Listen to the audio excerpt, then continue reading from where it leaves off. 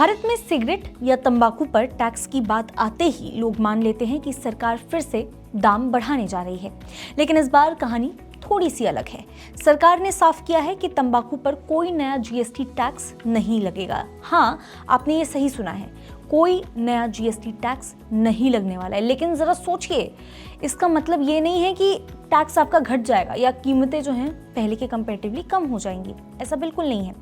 असल में सरकार एक नया रास्ता निकालने जा रही है ताकि जो टोटल टैक्स है उसका बोझ वही रहे, बस उसकी जो शक्ल है वो बदल दी जाए। अब सवाल उठता है, ऐसा क्यों हो रहा है? तो आइए समझते हैं पूरी कहानी शुरुआत से। नमस्कार, मैं हूं मुस्कान ओझा, आप देख रहे हैं मनी 9 और आज हम बात कर रहे हैं उस नए टैक्स स्ट्रक्चर की जो आपके लिए कीमतें नहीं बढ़ाएगी, लेकिन सरकार की जो तिजोरी है वो इसी के थ्रू भरने वाली है। देखिए, जुलाई 2017 में देश में जीएसटी यानी कि गुड्स एंड सर्विसेज टैक्स जो है वो लागू हुआ था। तब एक बड़ी चिंता ये थी कि जिन राज्यों को पहले अलग अलग टैक्स में मोटी कमाई उनके थ्रू हुआ करती थी, अब जीएसटी के बाद वो कमाई थोड़ी सी कम होने वाली है। इसी घाटे की भरपाई के लिए सरकार ने एक कंपनसेशन सेस बनाया था, जिसका मतलब ये था कि तंबाकू, सिगरेट, पान मसाला, कोयला और जो बड़ी लग्जरी जो गाड़ियाँ होती हैं, कार्स होती हैं, उनके जैसे गुड्स पे, सिन गुड्स यानी कि लग्जरी आइटम्स पर एक एक्स्ट्रा जो टैक्स है, एक एक्स्ट्रा चार्ज है वो लगाया जाएगा ताकि उससे राज्यों को मुआवजा मिल सके। शुरुआत में ये जो सेस है वो सिर्फ 5 साल के लिए रखा गया था, यानी 2017 से 2022 तक। लेकिन हुआ क्या? कोविड महामारी के समय राज्यों की आमदनी बुरी तरह गिर गई। केंद्र सरकार ने तब राज्यों को 2.7 यानी 2.7 लाख करोड़ रुपए से ज्यादा की जो भरपाई है वो करने के लिए कर्ज उनसे लिया गया। अब उस कर्ज की किस्तें जो हैं वो चुकाने के लिए ये जो सेस है अभी भी जारी है और प्लान है कि मार्च 2026 तक इसे वसूला जाता रहेगा। अब यहीं से कहानी जो है वो एक नया मोड़ लेती है, एक नया ट्विस्ट आता है कहानी में। 2026 के बाद कंपनसेशन सेस बंद होना था, यानी सरकार को कोई नया रास्ता चाहिए जिससे इन जो ये सिन गुड्स हैं उससे होने वाली जो कमाई है वो बनी रहे। और इसीलिए सरकार एक नया सेंट्रल लेवी लाने की तैयारी में है जो जीएसटी के बाहर होगा, लेकिन असर इसका वही रहने वाला है। अब जरा थोड़ा सा ईजी लैंग्वेज में आपको मैं समझाती हूँ ताकि थोड़ी सी क्लैरिटी मिले आपको कि हम बात क्या कर रहे हैं। देखिए, सेंट्रल लेवी होता क्या है? दरअसल जब सरकार कोई टैक्स जीएसटी फ्रेमवर्क के अंदर नहीं लगाती है तो उसे लेवी यानी ड्यूटी कहते हैं। ये आमतौर पर केंद्र सरकार के अधिकार में आता है। जैसे पहले एक्साइज ड्यूटी हुआ करती थी, तो अब जो प्लान चल रहा है उसमें सरकार जीएसटी नहीं बढ़ाने वाली है, पर तंबाकू पर एक अलग सेंट्रल टैक्स लगाएगी ताकि कुल जो टैक्स है उसका जो बोझ है वो वही रहे। यानी अगर मान लीजिए कि सिगरेट अभी 28% उस पर जीएसटी लगता है और लगभग 25 to 30% यानी 25 से 30% कंपनसेशन सेस मिला करके टोटल जो हो गया वो है 60 to 65% तक टैक्सेस का टोटल बनता है। तो आगे भी ये जो बोझ है वो ऐसे ही बना रहेगा, इसमें कुछ बढ़ोतरी नहीं हो रही है, बस उसमें कंपनसेशन सेस की जगह सेंट्रल लेवी आ जाएगा। सरकार का ये कहना है कि इससे 2 फायदे होंगे। पहला, जीएसटी काउंसिल में दरें बढ़ाने या घटाने की राजनीतिक जो बहस होती है वो नहीं छिड़ेगी। दूसरा, केंद्र को बिना किसी रुकावट के अपना टैक्स कलेक्शन जारी रखने का जो रास्ता है वो मिल जाएगा। अब बहुत से लोग पूछ रहे हैं, तो क्या इससे सिगरेट या फिर तंबाकू की जो कीमतें हैं वो बढ़ेंगी?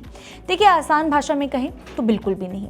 कम से कम अभी शुरुआत में तो बिल्कुल नहीं बढ़ने वाली है। सरकार का इरादा टैक्स दर बढ़ाने का नहीं है, वो सिर्फ टैक्स का तरीका बदल रही है ताकि उपभोक्ता पर जो कुल असर है वो वैसा का वैसा ही बना रहे। लेकिन हाँ, जब नया टैक्स लागू होगा तो कंपनियां अपने मार्जिन और पैकेजिंग के हिसाब से मामूली जो फेरबदल है वो कर सकती हैं। मतलब कीमतें थोड़ा सा ऊपर नीचे आपको देखने को मिल सकती हैं। अब जरा आंकड़ों की भी हम बात कर लेते हैं। फिलहाल तंबाकू प्रोडक्ट्स जो हैं उस पर टैक्स का जो बोझ है वो लगभग 53% तक है, जबकि जो पान मसाला है ये करीब 88% तक पहुंच चुका है। यानी अगर कोई पान मसाला पैकेट 100 रुपये का बिकता है तो उसमें से लगभग जो 88 यानी जिसे हम 88 कहते हैं, 88 रुपये टैक्स के तौर पर सरकार को जाता है।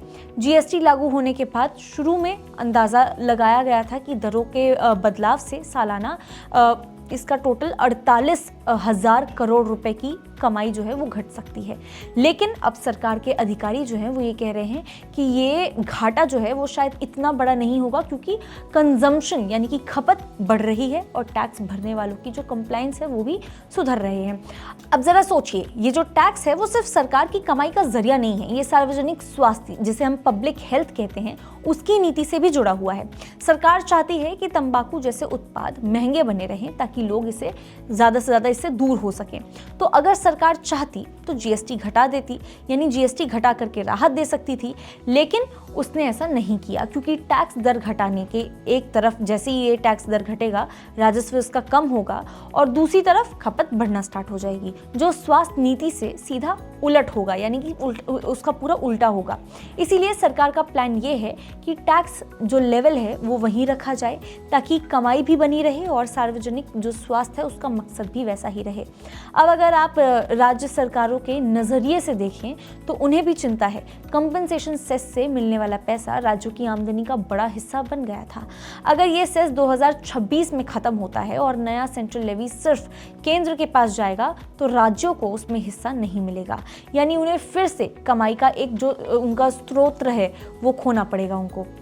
इसीलिए आने वाले महीने में केंद्र और राज्यों के बीच एक नया टैक्स को लेकर के चर्चा और खींचतान होना तय है। तो कुल मिलाकर के निचोड़ ये है कि सरकार कोई नया जीएसटी नहीं लेके आने वाली, कोई नया जीएसटी नहीं लगा रही है, लेकिन नया सेंट्रल लेवी ला करके उसी टैक्स के बोझ को जारी रखने वाली है।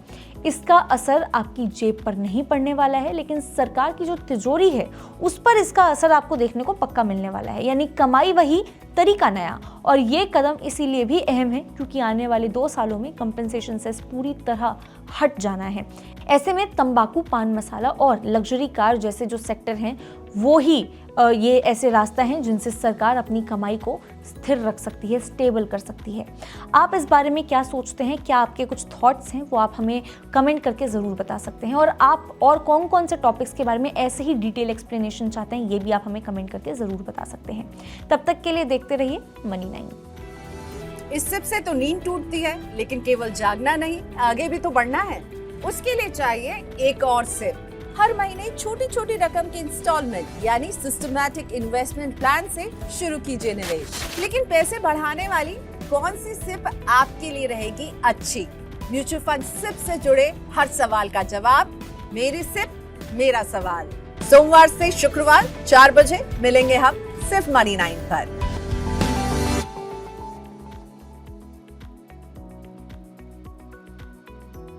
मनी 9 लाया है मेंबरशिप प्रोग्राम मनी 9 प्राइम।